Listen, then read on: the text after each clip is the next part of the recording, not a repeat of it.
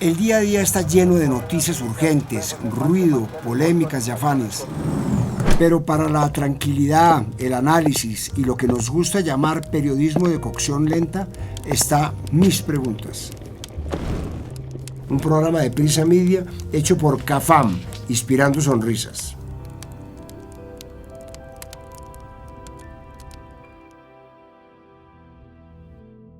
Estamos en época vacacional, pero no todos saldrán de viaje. Muchas personas pasarán Navidad y Año Nuevo en su ciudad y para ellos intentaremos responder la pregunta de este capítulo. ¿Cuáles son los mejores documentales para ver en estas vacaciones? Para este capítulo hablamos con Fidel Cano, director del Espectador, con Lorena Beltrán, activista de Cirugía Segura Ya, con la guionista Juana Uribe y con el exministro de Medio Ambiente, Carlos Correa. Soy Roberto Pombo, bienvenidos al capítulo número 66 de Mis Preguntas. Yo sé que han pasado ya 3 años desde la pandemia del COVID-19. Han sido años extraños, en los que el tiempo parece haber pasado más rápido para algunos y más lento para otros.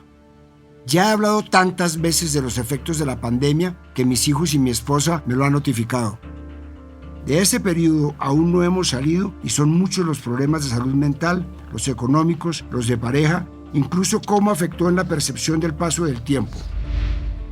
Hemos hablado de casi todo, pero haciendo el recuento noté que me hizo falta uno del que caí en cuenta hace poco en un evento social. Las habilidades sociales también quedaron tocadas. Sí, yo sé que ya han pasado al menos 2 años desde que pudimos volver a reunirnos, pero siento que la recuperación es lenta. Digo que las habilidades sociales quedaron trastocadas porque, en principio, un tema del que se habló en gran parte de la cena a la que asistí hace poco fue sobre lo difícil que es decidirse a salir de la casa, abandonar ese espacio que hicimos nuestro fuerte, nuestra guarida, que procuramos organizar de la mejor manera para el encierro. Allí está todo lo que amamos reunido: la cama, el sofá, la biblioteca, con nuestros libros, nuestra comida, el televisor con acceso a la mayoría de entretenimiento audiovisual del mundo. A la familia, por supuesto. Afuera, en cambio, están el ruido y el peligro de la calle, los trancones, la necesidad de arreglarse. ¿Para qué salir entonces? Por eso es cada vez más frecuente los mensajes con el usual "no logro llegar hoy", o en anticipado rechazo "sí, definitivamente tenemos que vernos, hablémonos la otra semana".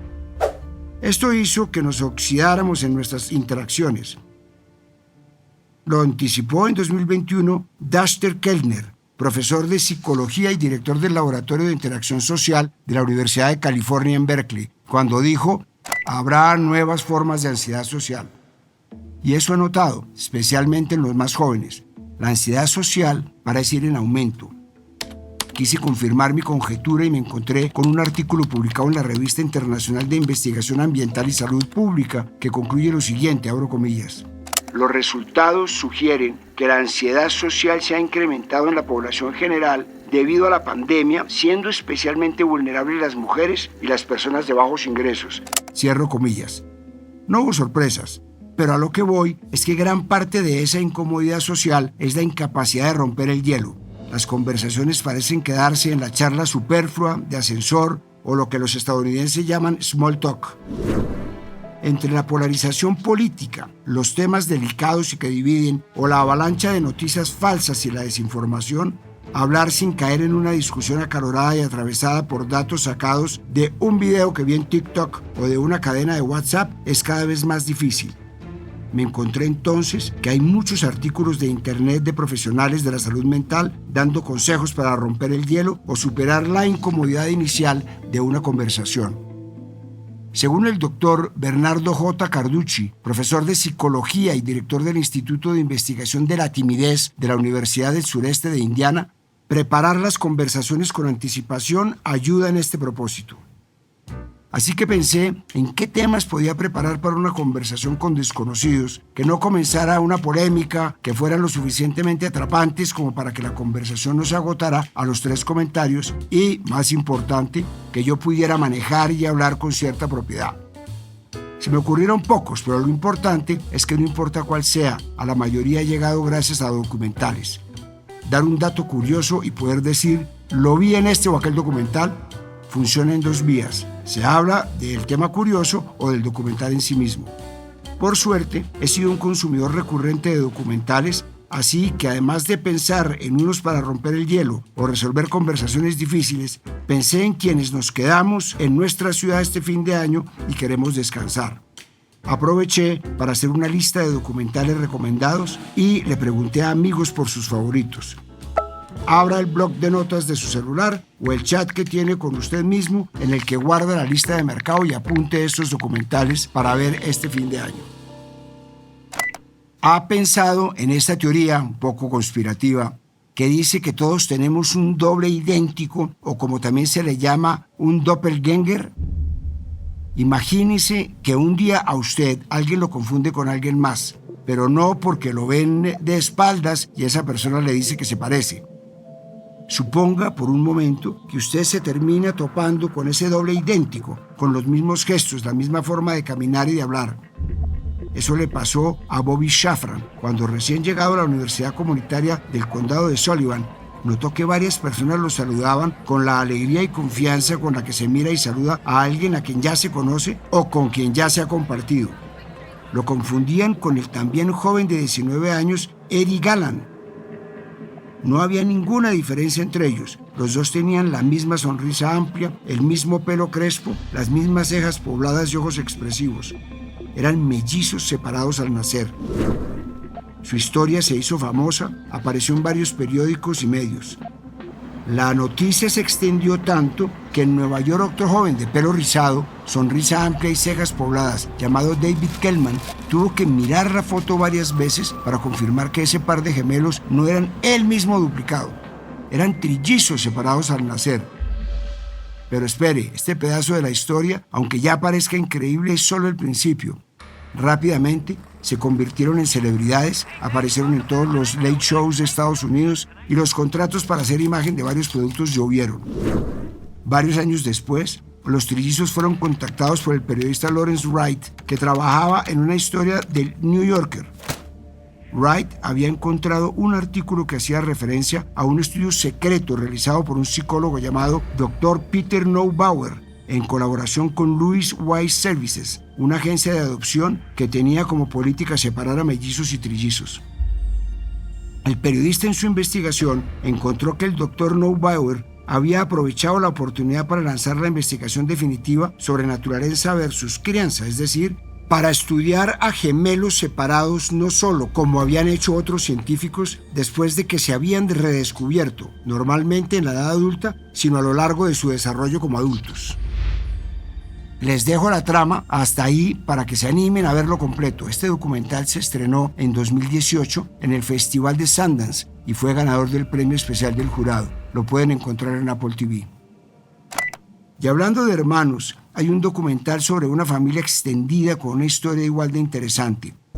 ¿Han visto los sitios en internet que lo ayudan a encontrar a sus ancestros y familiares?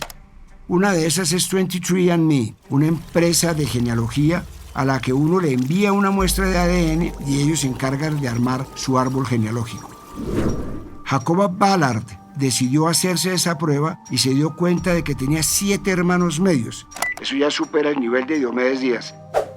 La coincidencia era que todos eran hijos o hijas de diferentes madres que habían asistido a la clínica de fertilidad del Dr. Donald Klein en Minneapolis. El número de personas con coincidencia de ADN fue creciendo hasta llegar a un aproximado de 70. Al parecer, el Dr. Klein utilizaba su propio esperma para inseminar a sus pacientes, una práctica evidentemente inmoral. Klein era el profesional de referencia para todas las mujeres en Indianápolis que intentaban concebir. El secreto de este médico era el esperma fresco en lugar de la variedad congelada que utilizaban otros profesionales. Si les interesa más esta historia, el documental está en Netflix.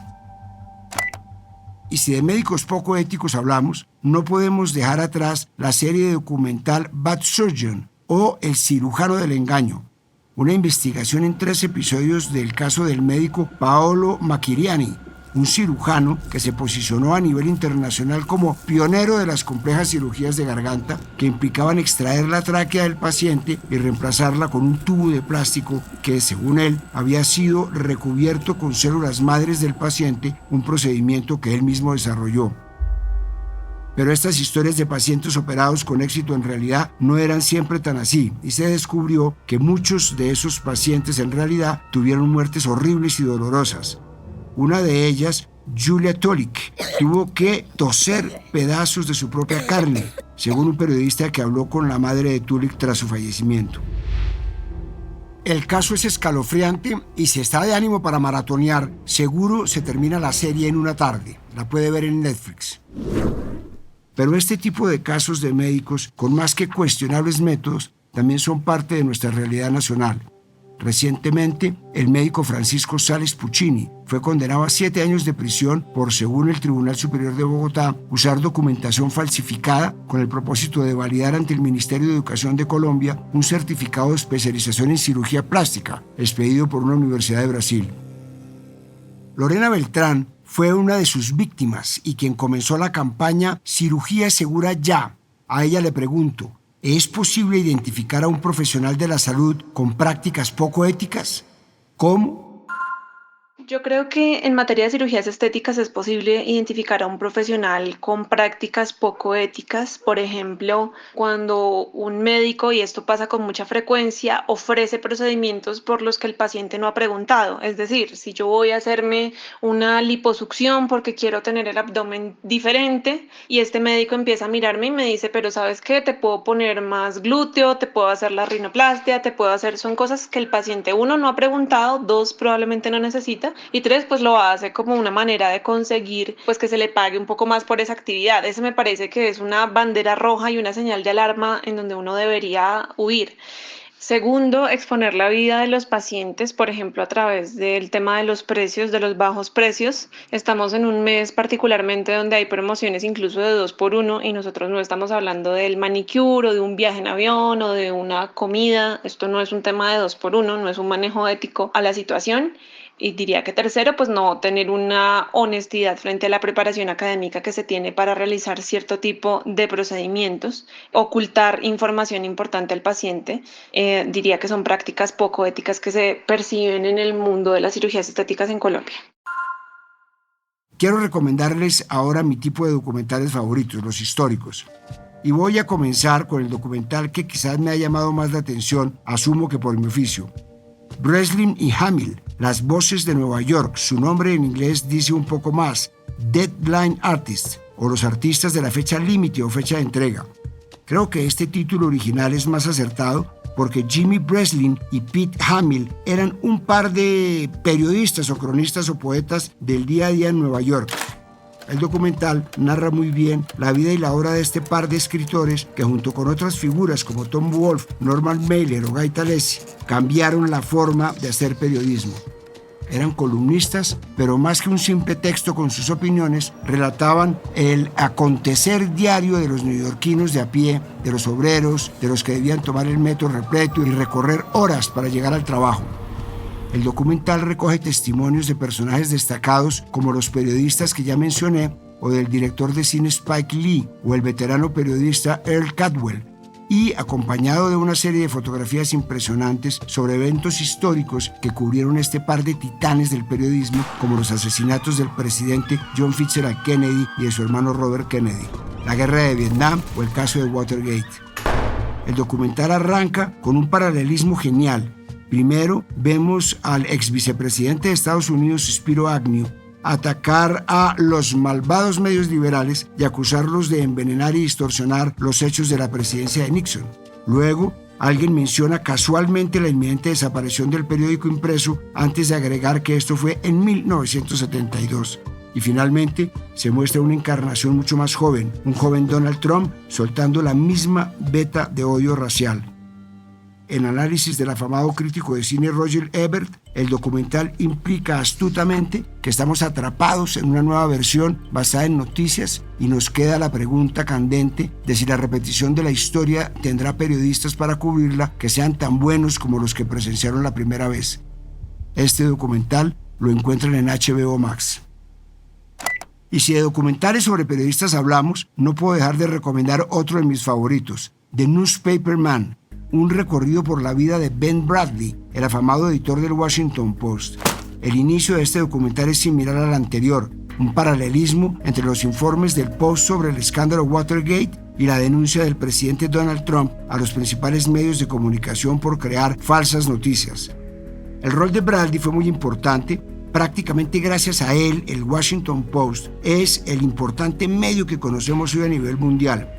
Él revitalizó el periódico, dándole prominencia nacional y elevando su perfil en Washington gracias a innovaciones como la introducción de su sección estilo y la propia unidad investigativa. Pero el documental dedica especial detalle a la relación del editor con el senador y luego presidente Kennedy y el conflicto de intereses que esto representó. También se abordan momentos tensionantes como la arremetida de Nixon contra el periódico después del caso Watergate y el caso de la periodista de ese diario Janet Cook, cuyo relato ganador del premio Pulitzer sobre un niño de 8 años adicto a la heroína y que luego se descubrió que era falso. Todo este tipo de debates éticos que están presentes en la vida de editores y periodistas se le presentaron a Bradley y en su mayoría logró salir airoso. Si quieren ver esta maravillosa pieza, también lo pueden encontrar en HBO Max. Me quedo pensando en estos dos documentales y me pregunto, si se tuviera que hacer un documental sobre el periodismo colombiano, ¿qué y quiénes deberían incluirse? Así que le trasladé la pregunta a Fidel Cano, director del diario El Espectador.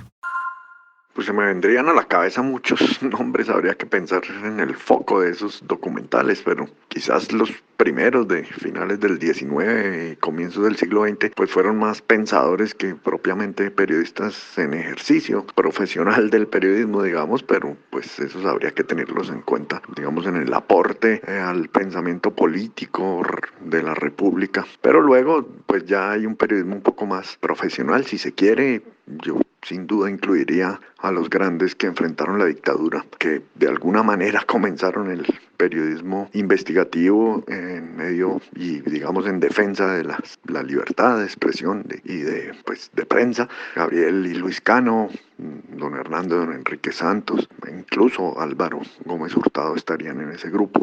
Y bueno, casi por esa época, por supuesto, el Gabo periodista tiene que estar ahí con sus crónicas iniciales. Y bueno, también los grandes cronistas judiciales creo que merecerían un documental, ¿no? Ya en el periodismo más moderno, pues en el periodismo investigativo se destacarían, no sé, un Fabio Castillo, por supuesto, Donadie o Daniel Samper Pisano, gente que realmente le dio un impulso al periodismo profesional. Por supuesto, pues no sobra incluir a don Guillermo Cano como cabeza de ese equipo de las grandes investigaciones y la defensa, digamos, de los derechos humanos. También tendría que tener un documental propio. Y en épocas más recientes, pues bueno, hay tantos nombres, no sé, posiblemente se me viene a la cabeza Ricardo Calderón, que es como el insignia de estos últimos años como el gran periodista investigativo de este país. No todos los documentales retratan momentos dolorosos o difíciles. Los deportivos o musicales siempre me causan una especial sensación de satisfacción al terminarlos. Por ejemplo, en plena pandemia, recuerdo que la serie documental El Último Baile me sacó de la monotonía y la tristeza de ese año. Esta serie documental de Netflix, por si no la he escuchado nombrar, cuenta la historia de la era dorada del basquetbolista Michael Jordan con su equipo los Chicago Bulls. Ahí descubrimos la personalidad competitiva de Jordan que genera rechazo y aplausos por igual. Los dramas personales no solo de Jordan, sino de sus compañeros de equipo como Scottie Pippen y Dennis Rodman aderezan el drama masculino de un equipo de la NBA que fue multicampeón y que marcó un antes y un después en la historia de ese deporte. Y si usted es más bien futbolero, vaya a la fija con Bilardo, el doctor del fútbol. Una muy entretenida docuserie que cuenta la vida de un emblemático director técnico y podríamos decir filósofo del fútbol. Y como es un personaje tan divertido, los 4 episodios de 45 minutos, cada uno están llenos de anécdotas y testimonios suyos y de futbolistas que trabajaron con él. Para que se animen a verla, les adelanto, la parte en la que habla sobre su paso como técnico del Deportivo Cali les va a encantar. La pueden ver en Amazon Prime o en HBO Max. Y para seguir en fútbol les recomiendo la serie sobre Beckham en Netflix, muy buena. Y para mis amigos creyentes o espirituales, también hay documentales. El Papa Francisco ha revolucionado la Iglesia Católica, no solo por ser el primer Papa latinoamericano, sino por hablar sobre temas que para sus antecesores era impensado. En una de sus encíclicas, por ejemplo, Francisco dijo, abro comillas, Hablar de cultura del encuentro significa que nosotros, como pueblo, debemos apasionarnos por encontrarnos con los demás, buscar puntos de contacto, tender puentes, planificar un proyecto que incluya a todos. Cierro comillas. De eso trata un poco el documental Amén, Francisco responde, en el que el Papa se reúne con 10 jóvenes de varias partes del mundo para precisamente acercarse a ellos, a sus formas de relacionarse con la espiritualidad y entender cómo la conjugan con sus vidas, tan diferentes unas de otras. En hora y media, el Papa habla con ellos de temas que antes parecían vetados: sexualidad, citas, identidad, género, en fin, temas que harían sonrojar al más conservador y a los que el máximo jerarca de la Iglesia Católica responde entre risas. Este documental lo encuentran en Star Plus. Y un tipo de documentales que a mi parecer ha evolucionado son los documentales científicos. Desde la serie documental Cosmos, protagonizada por el astrofísico y divulgador científico Carl Sagan, este tipo de documentales se habían convertido en narraciones planas y ya repetitivas que veíamos en canales como Discovery Channel. Pero recientemente la divulgación científica parece haber entendido la necesidad de renovarse. Un ejemplo de este tipo de documentales es Un viaje al infinito. Su título ya es suficientemente explicativo. Este documental es una joya, no solo científica, sino visual. El documental nos acerca a este concepto a través de testimonios de matemáticos, físicos y de filósofos. Como decía antes, no escatiman en recursos gráficos para ilustrar conceptos tan complicados como, por ejemplo, cuando usan una animación llamada El Hotel Infinito para explicar un experimento mental del matemático alemán del siglo XX, David Hilbert. Este documental está disponible en Netflix. Y si de documentales científicos con gran uso de los recursos de la imagen se trata, también está Hongos Fantásticos, un documental de 2019 que explora uno de los reinos más intrigantes y misteriosos, el de los hongos. Si quieres sentirse asombrado de nuevo, como si fuera un niño, este documental es perfecto porque no solo nos adentra en un mundo que parece fantástico, sino que usa una serie de animaciones y timelapse sorprendentes. También está disponible en Netflix. Busqué documentales científicos colombianos y no encontré muchos. Por eso llamé al exministro de Medio Ambiente, Carlos Correa. ¿Qué hace falta para incentivar la producción de este tipo de documentales en el país? Definitivamente, para incentivar la producción de documentales científicos en Colombia, tenemos que tener en cuenta varias cosas. Por ejemplo, el primero, financiación, asegurar fondos, subvenciones específicas para documentales científicos, que eso podría incluir asociaciones, universidades, el sector privado, más colaboración entre científicos, cineastas, productores, para garantizar la precisión y la calidad del contenido, que es muy importante. Educación, ofrecer talleres, programas educativos en producción de documentales para poder tener más talento en este tipo de actividades. Definitivamente tenemos que tener más festivales de documentales científicos que permitan también hacer mayor relacionamiento y networking. Y plataformas de difusión, incluyendo televisión, streaming, todas las redes sociales y estas nuevas tecnologías. Incentivos de gobierno, políticas de gobierno que ofrezcan esos incentivos fiscales a los productores y a las personas que quieren sacar adelante este tipo de proyectos. Y por supuesto investigación y desarrollo y el storytelling y la narrativa, que es lo que lleva el mensaje y lleva el contenido que trasciende más allá de una pantalla, sino a la motivación, a la acción, que es lo que necesitamos. Pero definitivamente tenemos una riqueza natural enorme de biodiversidad y tenemos que aprovecharla. Hay que definitivamente incentivar la producción de documentales científicos en Colombia. Pero no todos son documentales extranjeros. En un país como Colombia, lo que hay son temas para documentar, especialmente tratándose de nuestra historia y del conflicto casi eterno que hemos vivido. Uno de los más destacables en este tema es El Testigo, un documental que acompaña al reconocido fotoperiodista Jesús Abad Colorado en su recorrido por el país, visitando los lugares y personas que ha retratado a través de su lente. Seguir a Jesús y escuchar las historias detrás de sus impresionantes fotos es entender mejor este país que a veces parece lejano desde Bogotá. Es conocer mejor el drama de la guerra, siempre del lado de las víctimas. Este documental fue producido por Caracol y se puede ver en Netflix. También está Amazona, un documental que parece una ficción. Se trata de un relato bastante íntimo de la directora de este filme, Claire Weiskopf, que al quedar embarazada viaja a la Amazonía colombiana para reencontrarse con su madre, Valerie Meikel, quien la abandonó a ella y a su hermano cuando tenía apenas 11 años y huyó a las profundidades del Amazonas en Colombia. Allí, Valerie vive un viaje de autodescubrimiento. Es un documental fuerte que explora cuestiones como la maternidad, las relaciones familiares, la independencia. Si tiene líos familiares y profundos que quiera resolver esta Navidad, quizá este documental le pueda ser de ayuda para hacerse muchas preguntas. Si se anima, puede encontrarlo en la plataforma de medios públicos rtbcplay.com. Le pedí a mi amiga, la guionista Juana Uribe, su recomendación. ¿Qué otras joyas del cine documental colombiano deberíamos ver? Estas son sus sugerencias.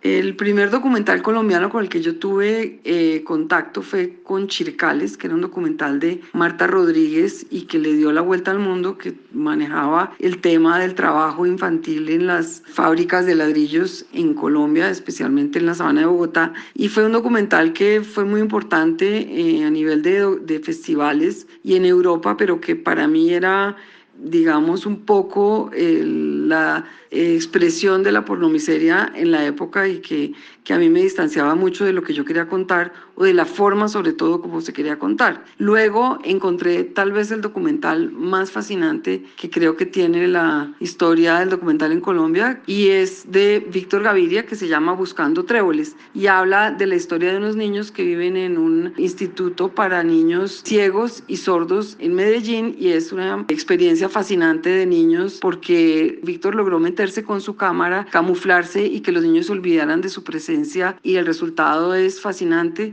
Después vino un corto documental que fue nominado al Oscar que se llama La Corona y que es la historia de un reinado en la cárcel y tiene unos personajes que a mi modo de ver son fascinantes y memorables. Y por último está el documental de Poncho Espina que se llama Todo comenzó por el final y que realmente es un documental memorable y que muestra el gran cinematografista que fue Poncho y muestra su vida y muestra todo lo valioso que fue ese movimiento que él lideró en Cali. Y aprovecho de paso para recomendarles el documental que dirigí que está basado en el libro 1989, El país que se mantuvo en pie, de la periodista María Elvira Samper. Este documental explora uno de los años más violentos que ha vivido el país. La historia comienza con la triste noticia del asesinato de Álvaro Ortega, un juez de fútbol que en un intento de las mafias por controlar el fútbol lo asesinaron por anularle un gol a Independiente Medellín. En el documental recorremos los aciagos momentos que vivimos como país ese año, como el exterminio de la Unión Patriótica y el asesinato del excandidato presidencial Luis Carlos Galán. Estoy seguro de que en al menos uno de estos documentales usted podrá encontrar no solo entretenimiento para pasar estos días de vacaciones, sino datos cocteleros y conocimientos suficientes sobre un tema para romper el hielo en una reunión o rescatar una conversación que parecía destinada al fracaso del silencio incómodo. Soy Roberto Pombo, su narrador de confianza de la pospandemia, y este fue el capítulo 66 de Mis Preguntas. Nos vemos en el próximo capítulo. A partir de este momento, este capítulo de Mis Preguntas queda disponible en todas las plataformas de podcast. Este episodio fue posible gracias a CAFAM, Inspirando Sonrisas. Dirección, Roberto Pombo. Producción general, Juan Abel Gutiérrez. Asesor editorial, Daniel Sampero Espina. Guiones, Juan Abel Gutiérrez y Johnny Rodríguez. Producción de campo, Marcela Salazar y Lucía Beltrán. Postproducción de audio, Carlos Bernal.